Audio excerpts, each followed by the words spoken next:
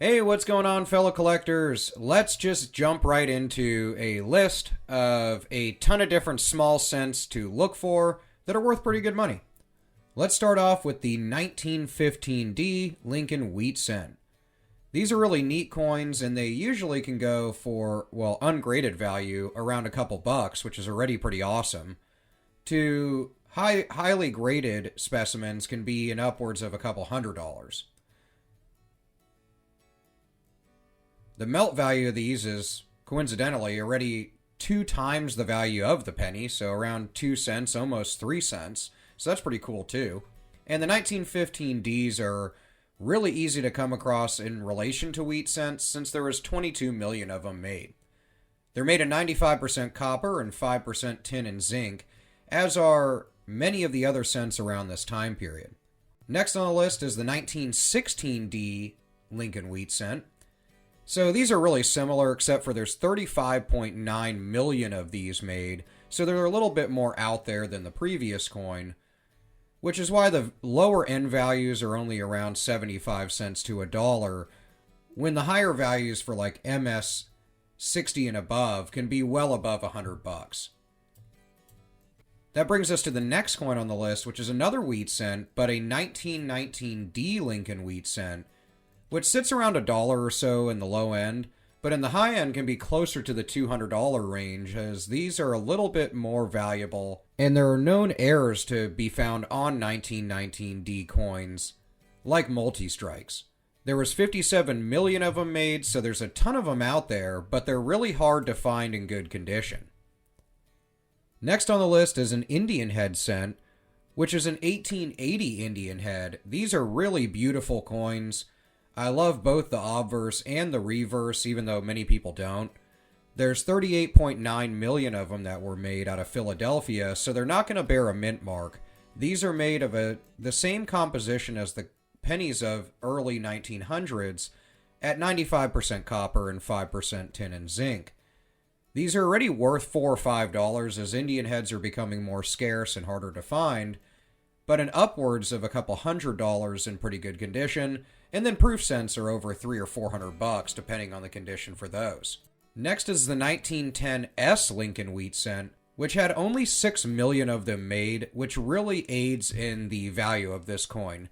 These came out of San Francisco, and on a low end can be worth around $12 to $15, and in upwards of $200 to $220 in pretty good grades.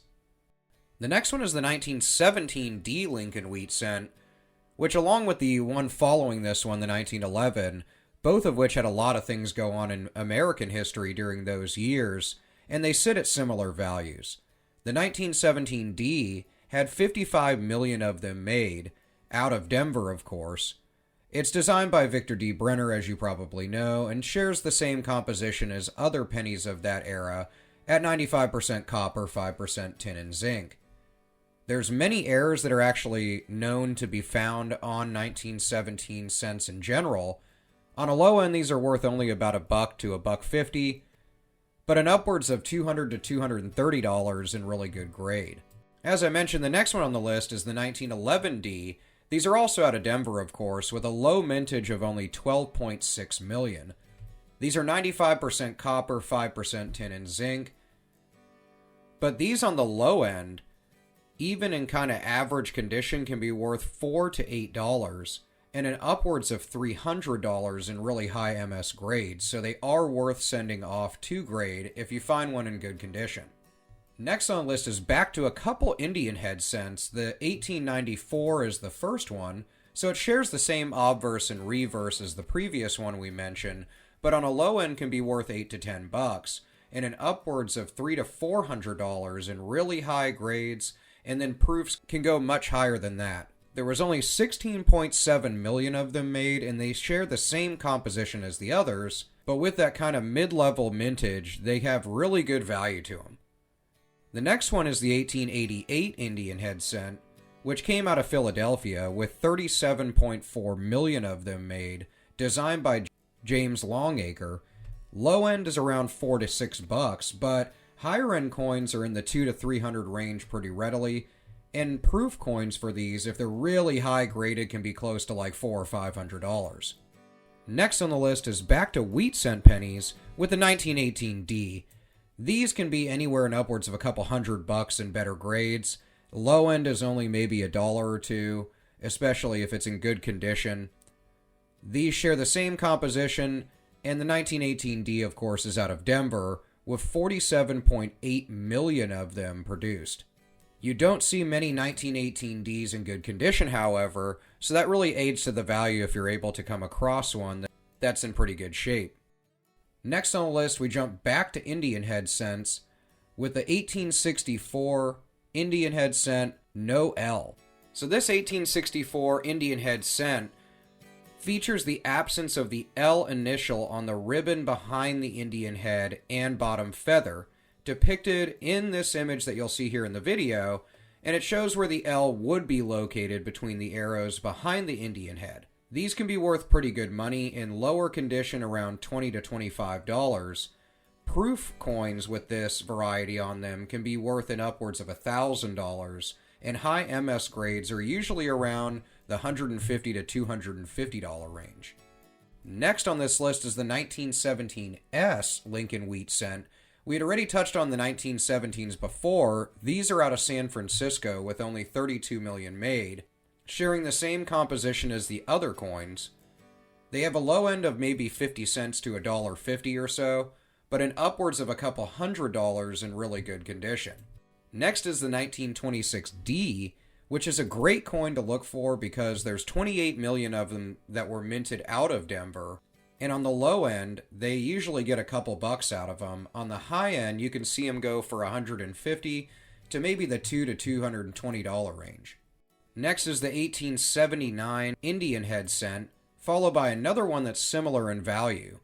1879 Indian heads only had 16.2 million of them made out of Philadelphia, so their low end is usually around $7 to $12.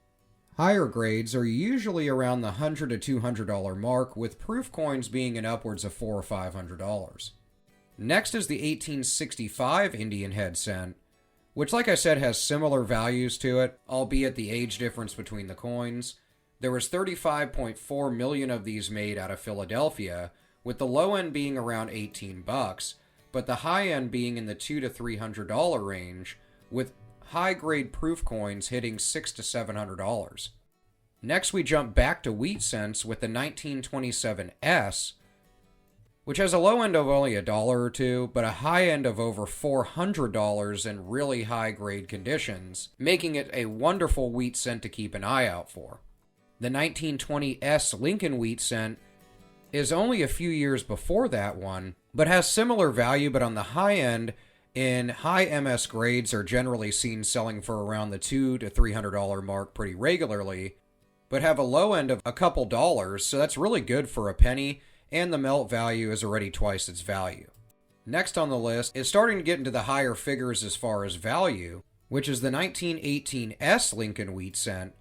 So we've hit other dates around this coin, and these had 34.6 million of them made out of San Francisco. With a low end of only like 25 cents, they're not worth much when they're beat up, but on a high end, they're seen selling in high grade for $250 to $350.